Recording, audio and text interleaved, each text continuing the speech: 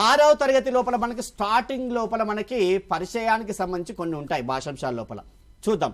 ద్విత్వ సంయుక్త సంశ్లేష అక్షరాలు, ఓకేనా, వర్గయుక్కులు, పరుషాలు, సరళాలు, భాషా భాగాలు, లింగాలు, వచనాలు, కాలాలు, విభక్తులు, అవ్యయాలు, విరామ చిహ్నాలు పక్క పెట్టేస్తే మిగతావన్నీ కూడా మనకి ఇక్కడ 6th క్లాస్ వరకు మనకు 6th క్లాస్ లోపల ఎక్కువగా అడగడం జరిగింది. ఇవన్నీ ఈ అంశాలన్నీ అక్కడి నుంచి అడిగాడు.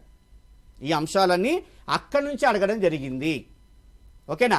దాని తర్వాత మనకి ఇక్కడ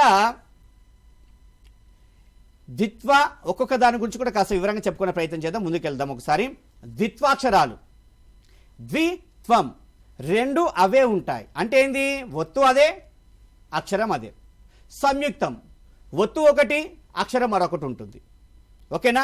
సంశ్లేష అక్షరాలు, ఒక అక్షరానికి ఒకటి లేదా అంతకంటే ఎక్కువ వేరే అక్షరాలకి వేరే అల్లులకు సంబంధించిన ఒత్తులు వచ్చి చేరడం మనకి ఇక్కడ సంశ్లేష అక్షరం అంటాం.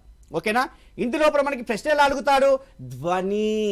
ధ్వనిల సంఖ్య అడుగుతాడు. ఇక్కడ కాకి కా ఒత్తుంది, ఖా ఉంది, అందులో ఉన్న ధ్వనుల సంఖ్య ఎంత?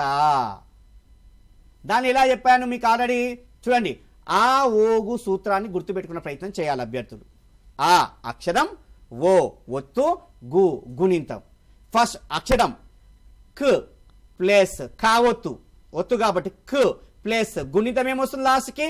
ఆ అన్నది గుణింతం కాబట్టి క్ ప్లస్ ఆ 3 ధ్వనులతో కూడినదే ఖా.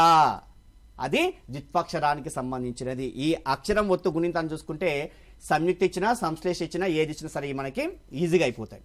ఓకేనా. రైట్. మనకి ఇక్కడ వాక్యాలు చాలా ఉన్నాయి. మనకి ఇక్కడ ప్రత్యక్ష పరోక్ష కథనాలు అని ఉన్నాయి, సామాన్య సంయుక్త సంశ్లేషాక్షరాలు ఉన్నాయి. ఓకేనా. తర్వాత కర్తరి వాక్యాలు, కర్మణి వాక్యాలు ఉన్నాయి. వీటిని మనం ఖచ్చితంగా చూసుకోవాలి.